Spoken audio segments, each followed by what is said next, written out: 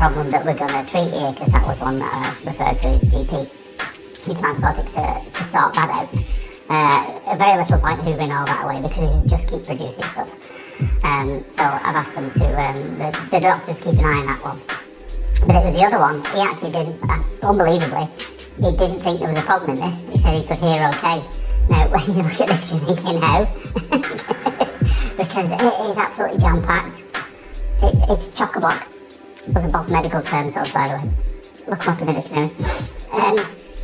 Now, he suffered with, aside from his acute perforation in his middle ear infection in his other one, this one, he was known to have psoriasis. I'm no dermatologist, but a lot of psoriasis is overproduction of skin cells, which obviously has affected his ear in here. So he's got this huge, big, dry boulder, which a lot of it will be these dead skin cells. And I don't know how he could hear through it at all. I suppose it's all relative, isn't it, when you can hear nothing at all through the other one, which he couldn't hear a thing, and he could hear a little bit through this. But it must have been sneaking up on him for a while. But it was, when we removed this, it was a very dry and not a happy ear canal at all. But it was so difficult to get out. It was so, I don't think any oil would have helped. It was beyond that. Because I could get a good grip of it. That wasn't the problem. The problem was, the thing was, what's the saying? Getting a square peg through a round hole. I don't know where that saying comes from, but it's quite appropriate for this. The thing that I'm trying to get out is bigger than the gap I'm trying to get it out from. So I tried nearly every tool I had, nearly every weapon in the arsenal to try and get this thing out. So I've got the metal Judson hole there, as you can see. Being kind of environment and all that.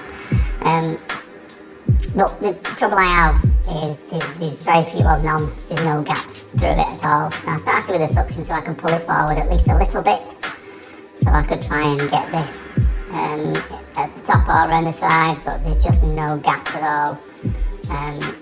So at the very least I can at least manage to scoop away a little bit at the front of it, but I'm searching around, there's just nowhere to put that, to be honest.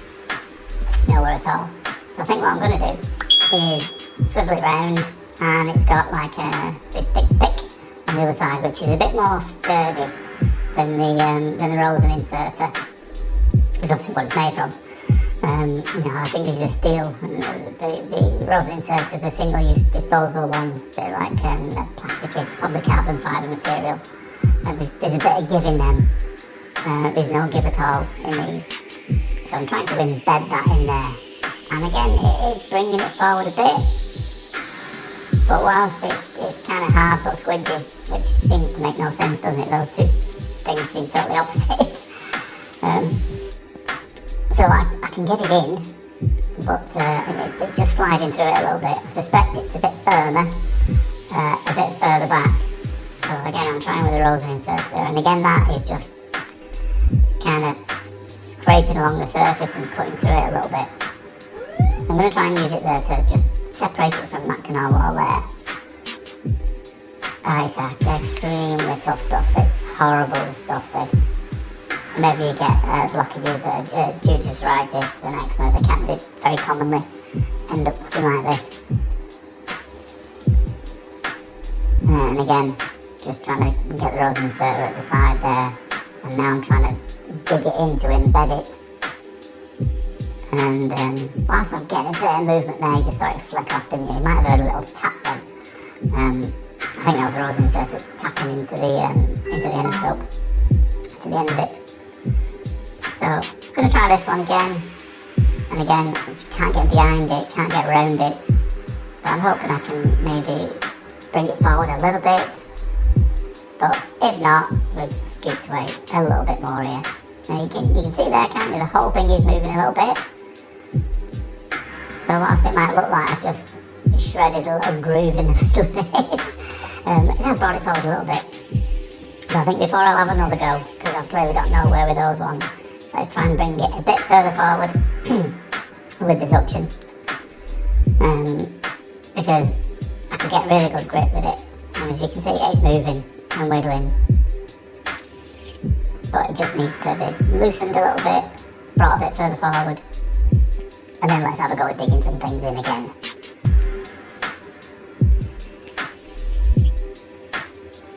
It did have, I think I missed it at the time, it was earlier on in the video when we moved it around, I had to suddenly cut away, you might have heard a cough, quite commonly known as Arnold's reflex.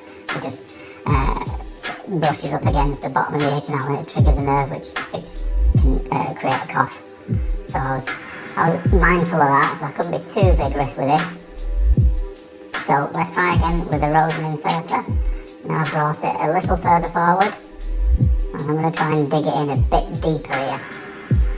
Obviously you have to be careful when you're digging things in because you've got to be careful you don't dig it into the ear canal, which is why I would prefer to bring it a bit further forward first. So at least if you do dig it in, it's not going to cause trauma. And here it comes. And I did get a picture of this. It was a whopping chunk. It was a beauty. A wax baby safely delivered. And you think that's it, don't you? It's not, unfortunately. I wish it had been, because that was a battle to get that one. You can see, it's further deep down. Now that's way too deep down to go down with any tools. So let's get that out with the suction, and it came out without too much fuss. It didn't put up much of an argument, to be honest. But yeah, it was full, front to back. This was. I think that single piece there that had just come out, I think it was nearly 2 centimetres long there. And the average ear canal isn't that much longer than that. So it was completely chocker. I don't know where chocker block does come from, by the way. Somebody can find out for me. Let me know in the comments. I know we say it a lot. No idea where it comes from. I never thought this. I'm sure I could have easily googled it before I do this, but as you know, I don't really prepare these. I just press play, press record and see what happens. Just got a bit stuck on the way out there. I thought it might. So let's just wiggle that around. And you will see after this, like I said, it looks a bit red, a bit pink, but not very happy at all. This ear canal and extremely dry. So I think it would certainly benefit from some regular drops just to keep this moisturised, to prevent this from happening again. There you go. Not very happy, is it? Possibly some evidence of an old perforation there. See a slightly different colour in the centre of the eardrum there. Possibly had another perforation in the past there. And there they are. So yeah, that big chunk there, almost 2 centimetres long. So all in total, it was probably nearer 3. But yeah, he could do a lot better after that. He thought his ear was okay, he was wrong. Anyway, I hope you enjoyed that. But for now, take care of yourself, and I'll see you soon. Ta-da.